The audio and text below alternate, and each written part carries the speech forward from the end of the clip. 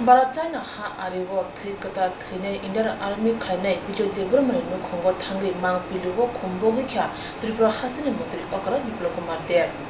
Tripura hasini sajala thikata thikya ha kotone ari murogi duty khlai thaniwo langma rukha Indian Army bijo development bini obuti thikata thimono borom rowe hasini motri okara Biplop Kumar Dev sibahaijola hankor Bishramganj amjai gulirai bari bijo development no khongo thangka tini June tani sine salmari kokte shalo mang piliwo khombogoi borong rogoi thei katha theja bijay development puma popa hi kushabati jati kusrabai malai kokshaka asak simia motri okra relief hanne 5 lakh yang yafre rekha thei katha theja bijay development nukhungo মন্দির অকরা শাখা নুখংতাই থৈ কথা থৈনাই বিজয় দেবরমানে সাজান লেখা পড়ানে বাগে চোবাচন নাংসাক চোবানাই হনয় by ha ariwo bathane langmaru we ti khlai Tripura hasteni makhang changrnai thei katha theijal Indian Army bijoy deborma bini othi katha thimono hasen lokura hobe mangla Indian Army sebo khlai paithak Arunachal Pradesh ni Sangilila amchayo thangnai June tangni thamsal maribo o haimo yakal langka hane senkra bijoy deborma তোমার সঙ্গে যোগাযোগ করো না নাম জানি কি কইছো তোমার আশা রায় তোমার বাড়ি কোনখানে আগে মার বাড়ি কোনখানে আছে বংশীবাড়ি মাতার বীর সন্তান বিজয় দেববর্মা ত্রিপুরার নিশ্চিত গর্ব যে এই সুদূর গ্রাম থেকে ইন্ডিয়ার আর্মিতে গিয়ে ভর্তি হওয়া ওর চীন সীমান্তে অরুণাচল প্রদেশে কার্যরত ছিলেন আর বরফ আইস স্লাইডিংয়ের কারণে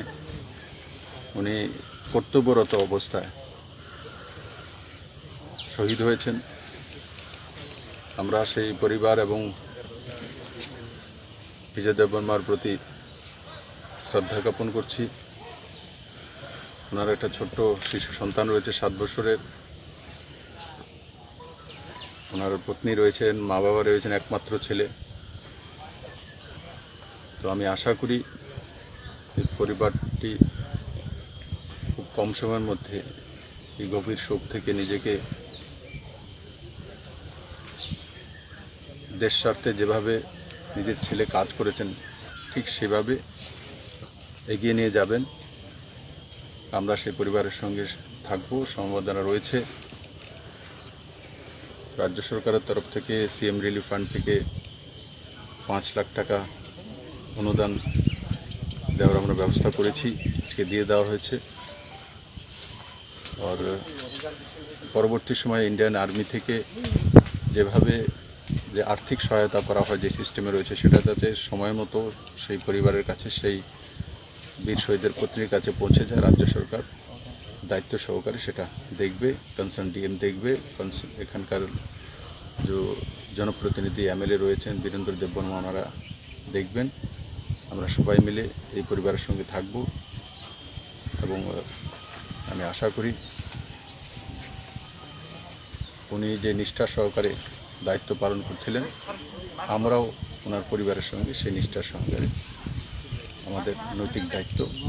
পালন করব